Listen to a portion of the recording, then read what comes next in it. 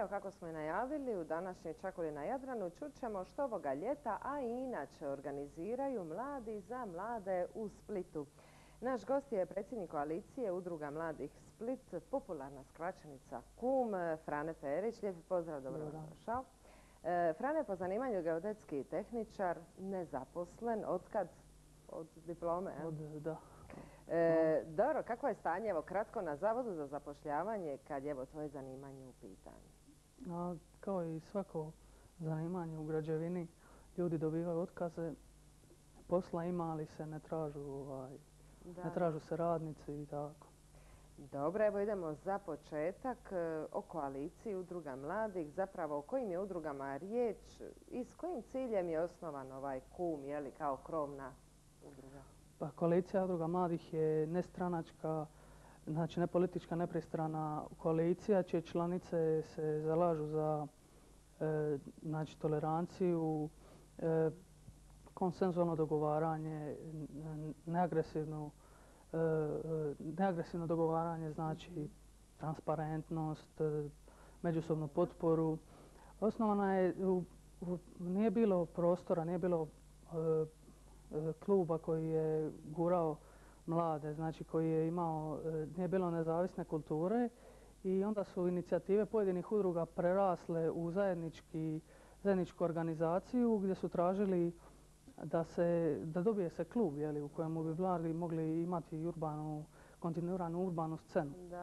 1994. godine se je neformalno počela ta misija da se u Domu mladih dobije prostor. Manifestacijom Art Squad, znači u studenama 1994. U 2001. pojavila se građanska inicijativa, građanska kampanja Dom mladih mladima, koja je okončana u 19. lipnja 2001. kad je koalicija Udruga mladih potpisala sa gradom, poglavarstvom grada, ugovor pri kojemu se nama daje prostor na korištenje, prostor podruma Doma mladih. Dobro, to bi bio jedan kratki osvrt, na prijeđeni put. Prijeđeni put je od 2000, zapravo tek počinje od 2000 do danas.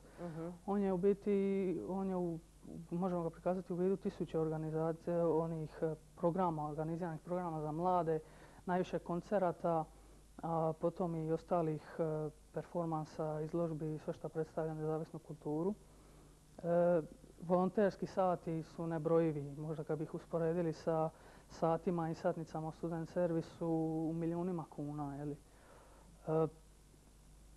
A prostor ovakav kakav je sad ne bi bio da nije bilo fonda nizozemske fondacije CNF koja nam je izašla u susret jer nam je grad dao neadekvatan u biti prostor za bilo kakav program. Međutim, mladi su svojim voljom, trudom i svojim sredstvima odlučili isplivati i ostvariti prostor na kojemu mi možemo imati nezavisnu kulturu. A što je sa sličnim udrugama u Dalmaciji i u Hrvatskoj? Pa mi se čujemo sa udrugama iz kako one funkcioniraju? Sinja, iz Imotskog, isto su u krizi, isto imaju problema sa upravama u gradovima i nedostatak struje, ne izlazi im se u susret. Evo, možda je sad prilika da se javno gradu, odnosno gradskim ocima obratite što bi najhitnije trebalo.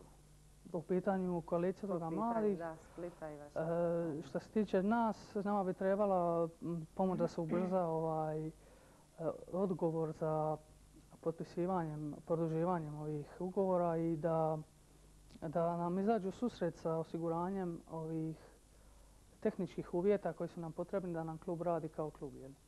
Dobro, je to vrlo jasno.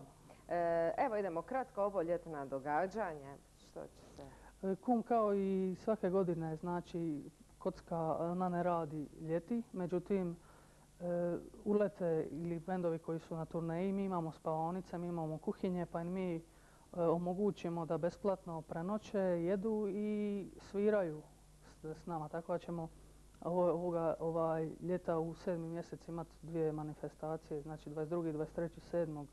bit će One Piece Puzzle i Diskurs, a i bit će u 8. mjesec, 6. i 8. bit će band Bolesna štena.